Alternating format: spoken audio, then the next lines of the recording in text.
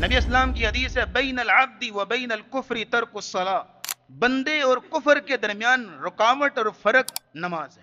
اب اس حدیث کو اگر آپ نے سمجھنا ہو تو ایک چھوٹی سی مثال آپ کے سامنے رکھوں گا۔ ایک طرف نہر جاری ہے بہت بڑی سی، اور دوسری طرف جو ہے وہ آبادی ہے۔ اب نہر کا پانی اور آبادی، یہ دونوں میں رکاوٹ کیا ہے؟ نہر کا بند۔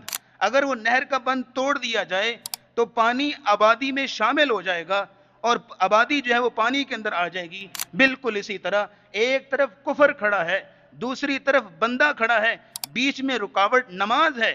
اگر بیچ میں سے نماز کو نکال دیا جائے، فجر کو نکال دو، ظہر کو نکال دو، عصر مغرب عشاء کو نکال دو، بیچ میں سے جب نماز نکلتی ہے تو کفر بندے میں شامل ہو جاتا ہے اور بندہ کفر میں شامل ہو جاتا ہے۔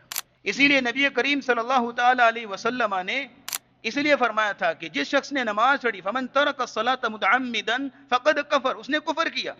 اب آپ اس کو جو ہے وہ اس میں تقسیمیں کرتے پھریں کہ سر یہ عملی کفر ہے، یہ کفر دونا کفر ہے، یہ چھوٹا کفر ہے، یہ بڑا کفر ہے۔ سر کفر تو ہے نا۔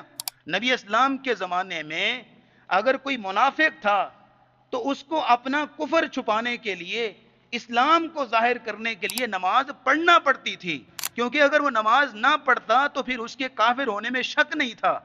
تو آج کے زمانے میں نمازیں چھوڑ کے بھی مسلمان ہی مسلمان۔ اس لیے نبی کریم صلی اللہ تعالی علیہ وسلم نے یہ تعلیم دی، اور ابو دردہ رضی اللہ تعالیٰ عنہ کہا کرتے تھے لا ایمان لمن لا صلاۃ لہ، جس بندے کی زندگی میں نماز نہیں ہے اس کا ایمان ہی کوئی نہیں۔ اور امیر عمر رضی اللہ تعالیٰ عنہ کہا کرتے تھے لا حظ فی الاسلام لمن ترک الصلاۃ، جو بندہ نمازیں چھوڑتا ہے اس کا اسلام میں کوئی حصہ نہیں ہے۔